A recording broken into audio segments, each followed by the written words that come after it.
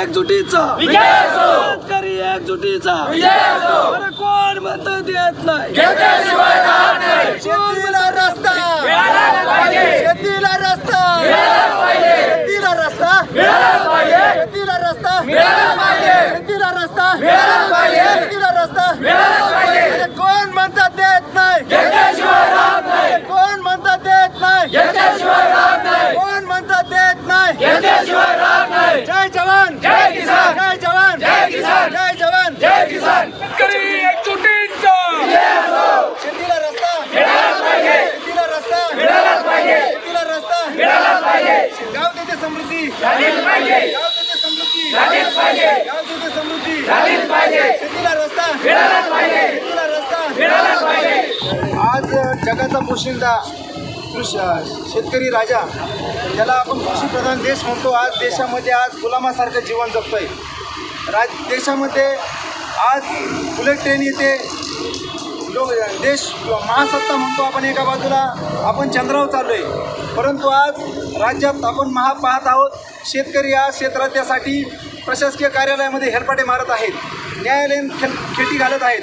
आज गावातून अर्ज बनवण्यापासून तर प्रशासकीय न्यायालयीन संघर्ष शेतकरी करत आहेत. 2018-2021 रोजी सरकार बदललं, शासन निर्णय बदलतात, परंतु शेतरस्त्यासंदर्भातील शासन निर्णयाची अंमलबजावणी आज कुठेही होत नाही. तहसील कार्यालय असेल, जिल्हा प्रशासन असेल, सचिव कलेक्टर ऑफिस असेल किंवा मंत्रालय असेल, कोणत्याही प्रशासकीय कार्यालयाकडून याची दखल घेतली जात नाही. आज शासन निर्णय बनला, शेतरस्त्यासाठी मोजणीसाठी कुठल्याही प्रकारचं शुल्क आकारायचं नाही असं शासन निर्णयामध्ये उल्लेख असतानाही तहसील कार्यालयावर शेतकऱ्याकडून मोजणीसाठी, पोलीस संरक्षणासाठी अवैध फी या ठिकाणी मागण्यात येत आहे. शेतरस्ते खुले करताना तोंड पाहून या ठिकाणी शेतरस्ते खुले केले जातात. ब्रिटिश कालामध्ये ज्या नंबरी या ठिकाणी रवण्यात आलेले होते हद्दनिश्चितीसाठी, त्याच्यावर आज सर्वेक्षण चालतं, परंतु आज अनेक नंबरी या ठिकाणी हलवण्यात आलेल्या आहेत. शिवरस्ते असतील, पानंद रस्ते असतील, गाडी मार्गाचे रस्ते असतील, पायवाटीचे रस्ते असतील, याच्या सरकारने हद्दनिश्चिती करावी. वहिवाटीचे अनेक रस्ते आहेत, त्याच्या नकाशावर नोंदी नाही, त्या नोंदी लावेत. आज विभाजनानंतर तुकडेवारी झालेली आहेत.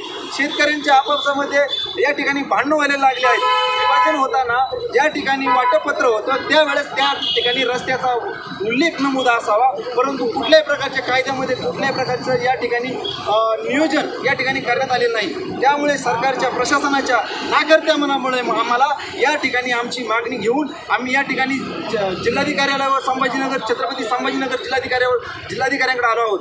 या ठिकाणी जिल्ह्यातील अनेक तालुक्यातील शेतकरी या ठिकाणी आपलं सगळं काम धाम बाजूला ठेवून आपल्या पिढ्यानपिढ्या आपल्या मुलांचा जो संघर्ष चाललेला आहे तो थांबवण्यासाठी आम्हाला न्याय मिळावा या आशेने पेरू घेऊन आमचा संतापाचा पेरू या ठिकाणी तुम्ही घ्या आणि आम्हाला या ठिकाणी. तुम्हाला असं वाटतं का शिंदे सरकार फेल झालेली आहे म्हणून शेतकऱ्याचं? दोन्ही सरकार, मागच्याही सरकारने शासन निर्णय काढला आणि ह्याही सरकारने शासन निर्णय काढला, परंतु अंमलबजावणी दोन्ही सरकारने केलेली नाही. त्यामुळे आज आम्हाला जे सरकार, आम्ही सरकारशी सगळे शेतरस्ता समिती या ठिकाणी बोलायला तयार आहोत तर त्यांनी आम्हाला या ठिकाणी जाहीर कुठेही बोलवा, आमच्या शेतकऱ्यांना या ठिकाणी तुम्ही बुलेट ट्रेन आणता, एक बुलेट ट्रेन तुम्ही थांबवा, परंतु आमच्या शेतकऱ्यांना एक रस्ता तुम्ही या ठिकाणी उपलब्ध करून द्या.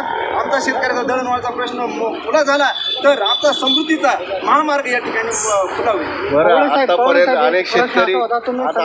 अनेक शेतकरीचं जे खून झालंय रस्त्यावरून, मर्डर झाले, आपसामध्ये भावाभावामध्ये भांडणं झालेलं आहे. आत्तापर्यंत वादविवाद चालूच आहे आपल्या न्यायालयामध्ये किंवा तहसीलदारामध्ये हे सगळं प्रकरण चालू आहे, पण अधिकारी काही लक्ष देत नाही. काय सांगणार याच्यामध्ये असं आहे, शेतकरी ग्रामीण भागातला अशिक्षित शेतकरी या ठिकाणी अर्ज घेऊन येतो, प्रशासकीय कार्यालयाकडे जातो, त्याला त्या ठिकाणी ओळख वशिला या ठिकाणी पाहिली जाते आणि त्या अर्जाची त्या ठिकाणी दखल घेतली नाही जाते. त्या ठिकाणी त्याला हेलपाटे मारायला लावतात आणि या ठिकाणी सगळे याला सत्ताधारी विरोधक हे सगळेजण जबाबदार आहेत का या शेतकऱ्यांना या ठिकाणी न्याय मिळत नाही.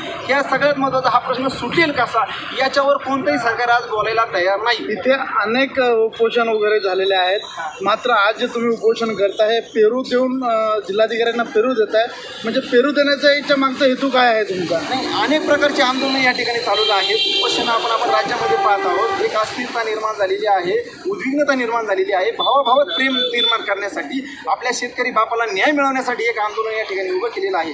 हे एक ऐतिहासिक आंदोलन आहे.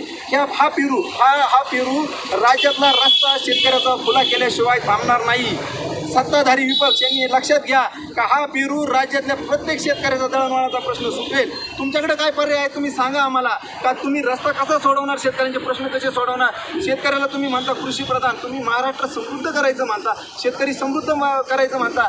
शेतकऱ्याच्या गरजा काय, शेतकऱ्याची मागणी काय याचा तुम्ही विचार करा आणि मग तुम्ही निर्णय घ्या.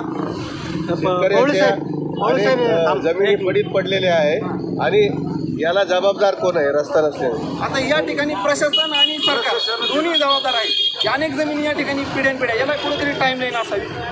छत्रपती संभाजीनगर हायकोर्टामध्ये रिट पिटिशन दाखल केली असता छत्रपती संभाजी हायकोर्टाने या ठिकाणी 60 दिवसाची टाईम लिमिट दिलेली आहे तहसीलदारांना का 60 दिवसाच्या आतमध्ये क्षेत्ररस्ता खुला करून दिला पाहिजे.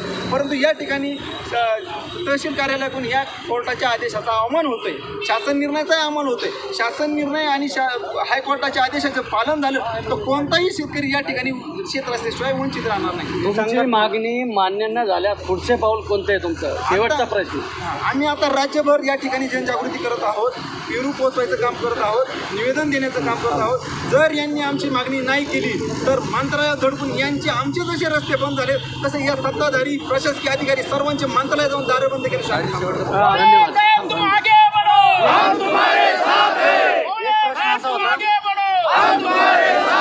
हे आंदोलन कोणत्या संघटनेमार्फत केले जातात आणि रस्ते राज्यातले किती रस्ते वादात अडकलेले?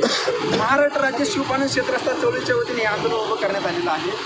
एक शेतकरी जो क्षेत्ररस्ता पीडित शेतकरी आहे, अनेक ठिकाणी अनेकांचे घरं उद्ध्वस्त झालेत, अनेक दुधाच्या किटल्या असतील, शाळेचे मुलं असतील. आपला शेती हा मूळ मुख्य व्यवसाय आहे. कुक्कुटपालन असेल, शेळी पालन असेल, सगळ्या प्रकारचे व्यवसाय शेतीशी निगडीत आहे. शेतकरी वर्ग हा शेतात राहिला जातो. वीज पडते, सर्पदोष, अनेक घटना घडतात. आज चिखलात, आज पावसामध्ये चिखलात माझा शेतकरी वाट बघतोय. गाडी खचलेली, अंत्यविधीसाठी आपला मृतदेह जाळण्यासाठी सुद्धा जागा मिळत नाही. अशा परिस्थितीमध्ये काम करतोय. सरकार सोडू शकतं हा प्रश्न. बुलेट ट्रेन थांबवा, तुम्ही राज्यातली एक बुलेट ट्रेन थांबवा. पण या राज्यात शेतकऱ्याला समृद्ध करायचं असेल तर तुम्ही या ठिकाणी शेतरस्त्यांची हद्दनिश्चिती करा, नंबरी लावा आणि त्या नंबरीचा जो कोण रस्ता नंबरी हटवल त्याच्यावर कारवाई करा. हा प्रश्न सुटल्याशिवाय राहणार नाही. आपल्या संघटनेकडून आतापर्यंत किती प्रकरण निकाली काढण्यात आले? आता आम्ही राज्यभर फिरत आहोत. अनेक तालुक्यामध्ये ग्राम शेतरस्ता समिती स्थापनेचे परिपत्रक या ठिकाणी काढण्यात आलेलं आहे. अनेक तालुक्यामध्ये मोजणी शुल्काचं संरक्षण फी बंद करण्याचं अनेक तालुक्यामध्ये आपल्याला सांगण्यात आलेलं आहे. हा हे मोठे यश आपल्या पत्रात पडत आहोत. परंतु शेवटचा शेतकरी जो माझा भाऊ आहे, जो रस्त्याची वाट बघतोय, त्याला दर्जेदार रस्ता जोपर्यंत मिळत नाही तोपर्यंत आम्ही थांबणार नाही. आणि या शासन निर्णयाची अंमलबजावणी हायकोर्टाच्या आदेशाचं पालन केल्याशिवाय, नंबरी लावल्याशिवाय आम्ही या ठिकाणी आंदोलन थांबवणार नाही. आपलं नाव? आपलं नाव शरद कवळे. ठीक आहे, धन्यवाद साहेब.